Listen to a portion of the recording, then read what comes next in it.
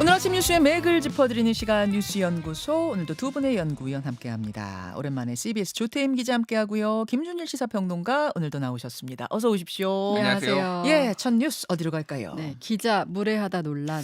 제가 앞서 오프닝에서도 잠깐 언급했습니다만 홍철호 대통령실 정무수석의 발언이 계속 논란이 되고 있어요. 네, 지난 19일 국회 운영위에 출석한 홍철호 대통령실 정무수석이 윤석열 대통령 대국민 담화 당시 질의를 했던 부산일보 박석호 기자의 태도에 대해 무례하다라고 이제 표현을 한 겁니다. 예. 잠깐 그때 상황 설명하자면 대국민 담화에서 윤 대통령이 김건희 여사를 둘러싼 논란에 대해 이제 국민께 사과드린다 하니까 이제 박 기자가 무엇을 사과한 것이냐 좀 보충 설명을 해달라 하면서 이제 많이 회자가 됐었잖아요. 그랬었죠. 근데 이 기자에 대해서 홍 수석이 무례하다 평가를 한 건데요.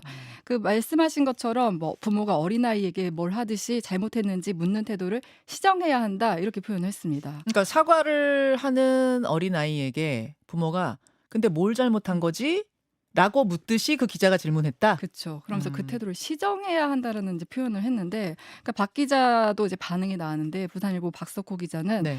언론의 역할과 기자의 사회적 책임을 부정하는 발언이라고 이제 반발을 했고요. 그리고 태도를 시정하라는 건 앞으로 이런 질문을 하지 말라는 일종의 가이드라인을 준 셈이다. 이제 누가 권력기관인 대통령실에 그런 질문을 할 수 있겠느냐 이렇게 말을 했습니다. 네. 그리고 대통령실 지역기자단도 입장문을 내고 네. 기자의 역할은 본래 대통령과 국가기관이 제대로 일하는지 감시하는 것이다. 홍 수석의 사과와 해명 또 대통령실의 책임 있는 입장을 요구한다고 밝혔습니다. 네. 그리고 오늘 하나 좀 눈에 띄는 게 그 무례하다는 논란에 대해서 뭐 보수지 진보지 할 거 없이 일제히 비판을 한 점도 좀 눈에 띕니다. 그렇죠. 그런가 하면은 윤 대통령 골프 보도를 하기 위해서 이제 잠복 취재를 하고 있던 CBS 기자에 대한 질문들도 있었어요. 네네. 근데 이 부분에 대해서 뭐 현장을 취재한 기자가 도주했다, 뭐 숨어서 수상한 행동을 했다 이렇게 이제 대통령 경호처 차장이 표현을 했는데 이 부분에 대해서 취재 기자에게 직접 물어봤어요. 당시 상황이 어땠는지. 네. 근데 그 도주를 했다는 표현에 대해서 굉장히 불쾌감을 나타냈습니다. 음. 촬영을 하지 말란 제지가 들어와서 네. 알았다 이렇게 대답을 한 뒤 그냥 정문을 향해 천천히 걸어갔다고 해요. 뭐 뛰거나 뭐 빠른 걸음을 했거나 뭐 눈치를 보면 이런 행동을 한 게 아니라 그러니까 경호처에서 이야기하는 것에 그럼 말하자면 협조를 한 거네요. 네, 그렇죠. 맞습니다. 그러니까 촬영하지 말라고 했을 때 계속 촬영을 한 것도 아니고 이제 바로 촬영도 예. 그만뒀고 돌아서 걸어갔는데 그걸 이제 도주라고 표현을 했고 뭐 엎드려서 이제 뭐 위험한 행동을 한 것처럼 보였다 이 부분도 이제 기다리는 상황이니까 울타리에 기대어 앉아 있었는데 그 부분을 이제 좀 왜곡했다 이렇게 보고 있습니다. 예. 네. 그리고 이제 뭐 이런 얘기도 덧붙였는데 막상 이제 골프장 안에서 대통령을 본 적이 없는데 오히려 이 경호로 인해서 대통령이 골프를 치는 게 더 명확해졌다. 이런 취지의 발언도 했습니다. 자, 알겠습니다. 그런가 하면 KBS 사장 후보자죠. 박장범 후보자에 대한 인사청문회 이례적으로 사흘 동안 치러졌는데 이것도 한번 정리해 볼까요? 네, 보통 이제 하루 또는 이틀인데 이제 사흘 동안 치러진 건데 이제 박 후보자가 청문회에서 뭐 자료도 내놓지 않고 너무 협조하지 않는다 하면서 야당 단독 의결로 사흘째 이어진 건데 근데 어제 휴대전화 화면 하나가 이제 공개되면서 좀 논란이 일었어요. 그러니까 박 사장 후보자의 인사청문단 준비 관계자가 네. 청문회 중에 KBS 기자와 그 문자를 주고받은 사진이 이제 찍혔는데 어떤 내용이었습니까? 답변 안 하기 전략으로 가고 있다. 이 메시지를 보낸 것이 포착이 됐습니다. 그러니까 야당 의원들은 이 전략 때문에 그럼 답변을 안 한 것이냐 이러면서 발을 했고요. 또 이제 최민희 위원장 같은 경우는 이게 사장 후보자 대응 방안을 실시간으로 이 기자와 주고받는 게 맞는 거냐 이런 지적도 나왔습니다. 자, 김준일 평론가 이제 네. 언론과 관련된 이슈들을 지금 쭉 조태임 기자가 정리해 줬는데 어떻게 들으셨습니까? 윤석열 대통령이 뭐 각종 연설에서 뭐 신년 연설, 뭐 3.1절, 8.15 해서 가장 많이 썼던 단어가 자유라는 단어잖아요. 네. 그러니까 미국식 자유민주주의 뭐 이런 거를 이제 굉장히 강조하신 분인데 뭐 여러 가지 지표가 언론 자유가 뭐 악화되고 있다라는 거는 뭐 국경 없는 기자회가 발표하는 언론 자유 지수도 하락을 하고 뭐 볼 수가 있는데 그러니까 그 운영위원회 자리만 나오면은 뭐 전체적으로 이 윤석열 정부의 이제 언론 관이라든지 이런 것이 문제가 있는 것도 맞는데 그 자리에만 나오면 좀 폭주한다 그런 생각이 들어요. 그러니까 이거 누굴 보라고 하는 것인가? 이제 기억하시겠지만 정진석 비서실장이 예전에 운영위원회 나와가지고 천하람 개혁신당 원내대표가 대통령 국정수행 지지율 10%, 19% 그때 갤럽이 나왔을 때였는데 그때 이제 왜 이렇게 나오냐라고 얘기를 하니까 네. 개혁신당 지지율이나 신경 쓰십시오. 이렇게 얘기를 했거든요. 굉장히 무례한 거죠. 이것도 마찬가지인데 이게 누가 무례한 거냐라는 거를 묻지 않을 수가 없어요. 오늘 그 조태인 기자가 얘기를 했지만은 사설 몇 개 제목 읽어드릴게요. 동아일보 당연한 질문이 무례하다니 왕정시대 정무수석인가. 경향신문 뭘 사과했냐는 기자의 무례했다는 용산 왕조시대인가. 한겨레 불편한 질문에 무례라는 대통령씨 국민에 대한 무례다. 중앙일보 기자에 대한 무례한 질문 같은 건 없다. 뭐 이렇게 이것뿐만이 아니라 거의 모든 언론이 다 썼어요 사설을. 기자에게 무례한 질문이란 없다. 이 중앙일보 사설 같은 경우에는 1998년 미국의 사례를 들었습니다. 김대중 대통령이 클린턴 대통령하고 공동 기자회견하는데 미국 기자가 클린턴에게 레윈스키의 드레스에 묻은 액체는 대통령 것입니까? 이렇게 물어가지고 김대중 대통령이 굉장히 난처해했다. 그러니까 말로는 미국 얘기를 하면서 미국하고는 전혀 동떨어진 어떤 이런 언론관 뭐 이런 거를 가지고 있는 것 같고, 네. 그러니까 그게 이제 이런 뭐 인식관이라면은 그게 실질적으로 위협이 된 게 지금 CBS 그 기자에 대한 지금 입건이죠 이게. 그러니까 취재 그 제가 지난번에도 말씀드렸지만 이거 제보 받은 언론이 많다라는 거예요. 굉장히 많은 데서 동시에 취재를 하고 있었는데 지금 이렇게 입건을 하면은 이 대통령의 지지율을 추락하는 지지율을 이제 입건이 막는- 됐습니까? 근데 이거는 아직은 아닌 이건 거예요. 아닙니다. 아, 예, 보도가 이제 입건하겠다 뭐 이런 것까지 제가 봤기 때문에 그런 말씀 드린 건데. 설마 근데 그렇게 되겠습니까? 예, 뭐 그렇습니다. 어쨌든 그러니까 이게 이제 굉장히 그러니까 정권의 말기적 징후예요, 이런 게. 보통 정권이 본인들이 이제 불리한 보도가 많이 나오고 통제가 안 됐다 이런 식으로 하거든요. 지금 굉장히 어떻게 보면은 여권 내에서는 위험의 신호라고 봐야 될 것 같고, 어제 그 박장범 그 사장 후보 KBS 사장 후보 면접에서 좀 논란이 됐던 건 뭐냐면은 네.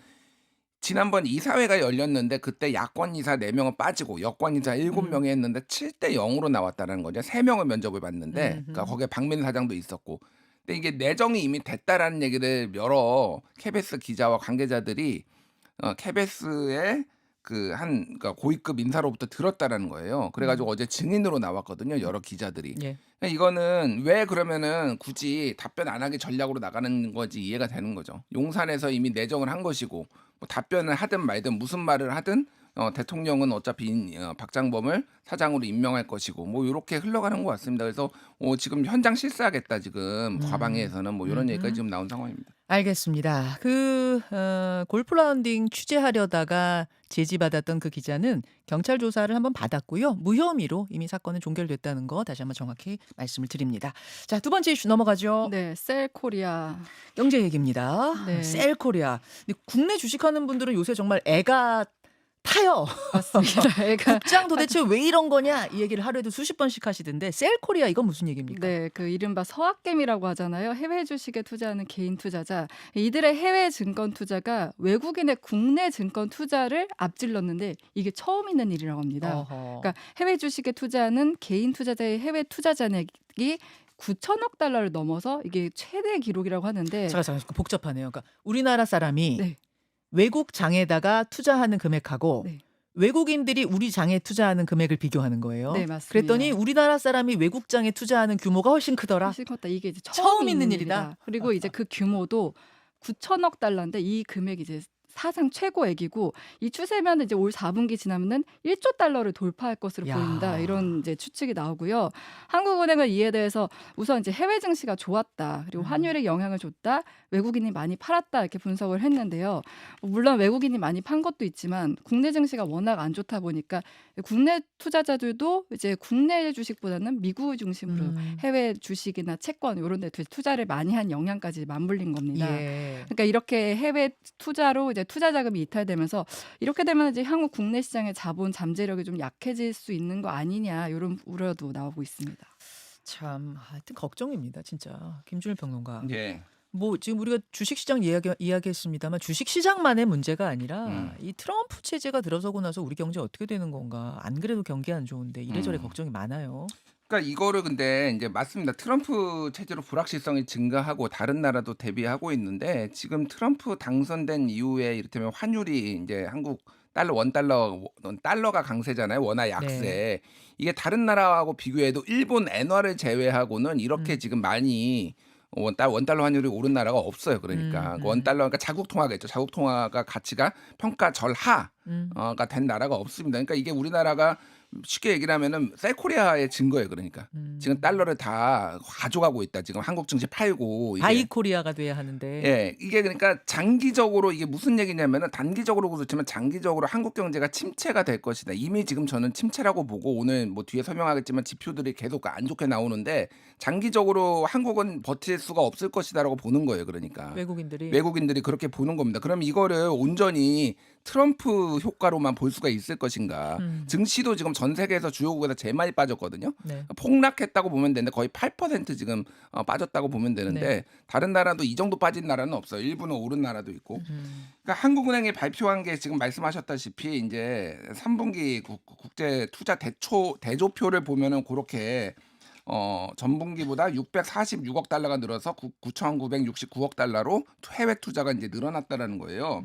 근데 이게 같이 발표한 게 뭐가 있냐면은 우리나라에 순대외 채권이 있는데 지금 외국에 빌려준 돈보다 우리가 갚을 돈이 이제 더 많이 늘었다는 얘기인데, 그러니까 34억 달러가 지금 감소를 했다는 겁니다. 그러니까 이게 쉽게 얘기를 하면은 외환보유고라든지 아니면 각종 우리가 지금 써야 되는 그 가지고 있는 그 뭐라고 그러니까 우리가 빌려준 돈하고 네. 우리가 지금 갚아야 될 돈하고 지금 대차대조표가 안 맞는다라는 거예요. 예, 그러니까 예. 채무가 점점 늘어나고 있다. 국가 채무가 이렇게 보시면 될 것 같고, IMF 국제통화기금이 어제 또 좀 발표를 했는데 한 달 전에 네. 지난달에 우리나라의 경제 성장률을 2.5에서 2.2로 낮췄거든요. 근데 어제 2.2에서 2.0으로 또 낮췄습니다. 한 달 또요? 만에. 한 달 만에 낮췄어요. 그러니까 지금 3분기 경제 성장률이 0.1 나왔어요. 원래 한국은행은 0.5를 예상했는데 5분의 1 수준으로 나왔거든요. 지금 경기 침체 수준이다. 이렇게 보시면 될 것 같고, 그럼 왜 그러느냐 도대체. 그러니까 지금 이 경제에 수장이 있느냐.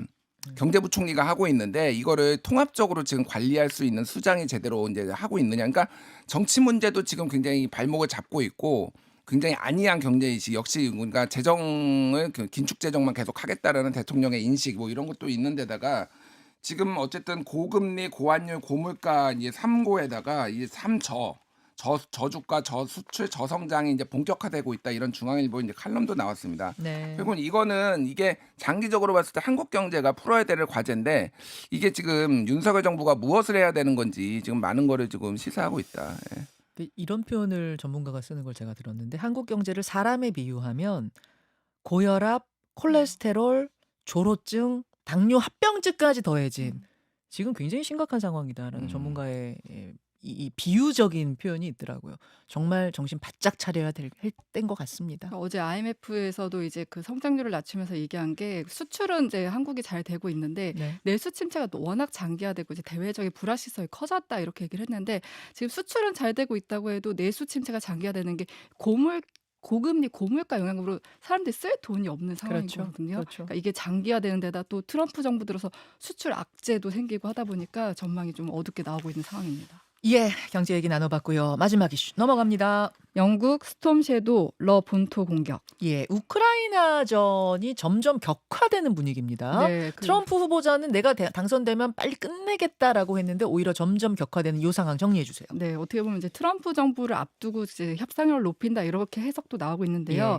우크라이나가 미국으로부터 지원받은 미사일 에이테크스로 이제 러시아 본토를 타격했다, 이제 어제 전해드렸는데, 밤사이에 우크라이나가 또 영국에서 지원받은 공대지 순항 미사일 스톰 섀도우로 러시아 본토를 처음 공격했다는 소식도 이제 들려온 겁니다. 그러니까 에이테크스에다가 이제 스톰 섀도우까지 출동한 네, 거군요. 맞습니다. 근데 뭐 이 미국이 우크라이나의 에이테크스 이제 지원하도록 하니까 영국 이제 뒤따라 스톰 섀도우 이제 사용을 허가한 것으로 보이는데, 네. 근데 여기에 또 더해서 미국은 에이테크스에 이어서 대인지뢰, 그러니까 이건 인간 살상 뭐 좀 위험성이 있는 건데 그러네요. 대인지뢰까지 제공하겠다고 했습니다. 근데 어제 오후까지만 해도 당국자 인용을 해서 이제 워싱턴 포스트 보도로 나왔는데, 조금 전에 매슈 밀러 국무부 대변인이 대인지뢰 공급을 이제 확인을 해줬어요. 예. 그러면서 대인지뢰가 민간인에게는 이제 비교적 안전하다, 이 점을 강조했습니다.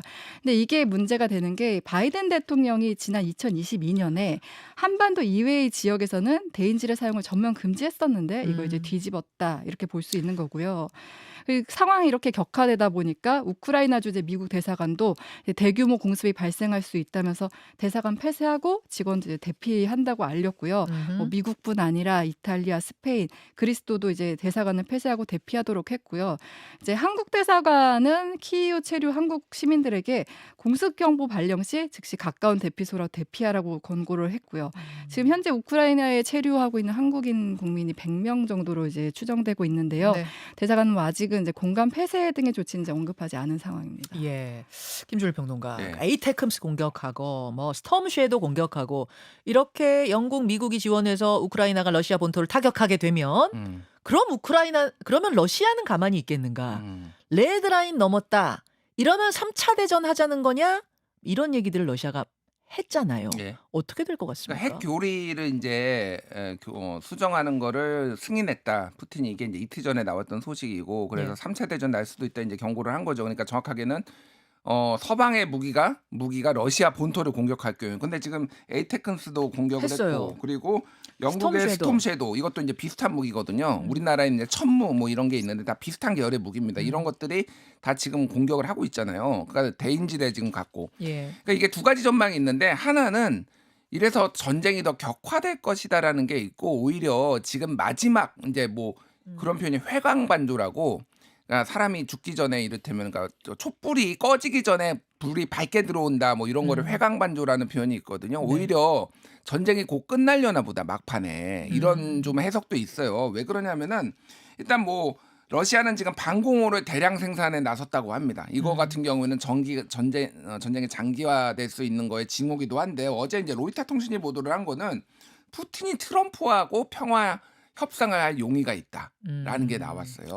아하. 근데 이제 우리가 주의해봐야 될 거는 푸틴은 젤렌스키하고 하는 게 아니라 트럼프하고 트럼프와 하겠다라는 하겠다. 거예요. 그러니까 대화가 되는 사람은 트럼프 정도지 젤렌스키는 이게 아니다라는 건데 저는 약간 이게 이건 북한의 김정은 스타일하고 비슷한 그것도 거네요. 비슷하고 또 네. 뭐가 있냐면은 1953년에 한국 같습니다. 그때 휴전 협정을 할 때 한국은 빠졌어요. 아예. 그렇죠. 왜 그렇죠. 그랬냐면 그때 이승만 정부가 북진 통일하겠다라고 하면서 계속 하니까 오히려 너 빠져라고 해가지고 북한하고 미국하고 중국하고 3자가 휴전 협정을 했거든요. 그게 지금까지도 이 분단 체계가 이어지고 있는데 만약에 지금 상황은 젤렌스키가 아예 빠져버릴 가능성 지금 협상에 못 나올 가능성. 왜냐하면은 국토의 20%를 지금 점령한 지역을 거의 내줘야 되는 상황이면은.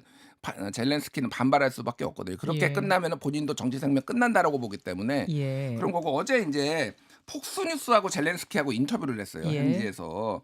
그런데 저 굉장히 재밌게 본 게 트럼프가 푸틴보다 훨씬 더 강하고 미국이 더 강력하다 이렇게 젤렌스키가 얘기를 하면서 미국의 지원 끊기면 우리 패배한다.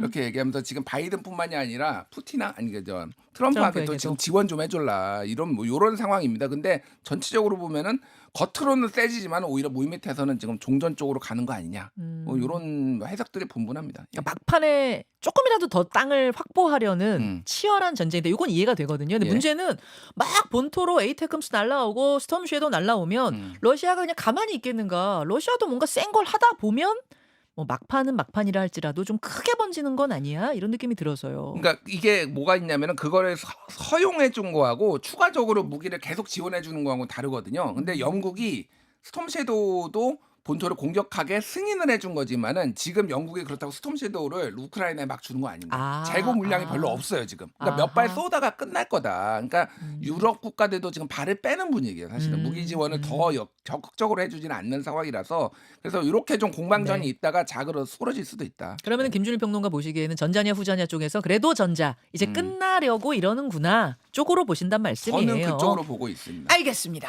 여기까지 두 분과 함께 정리한 뉴스연구소 고맙습니다. 감사합니다. 김현정의 뉴스쇼는 시청자 여러분의 참여를 기다립니다. 구독과 좋아요, 댓글 잊지 않으셨죠? 알림 설정을 해두시면 평일 아침 7시 10분 실시간 라이브도 참여하실 수 있습니다.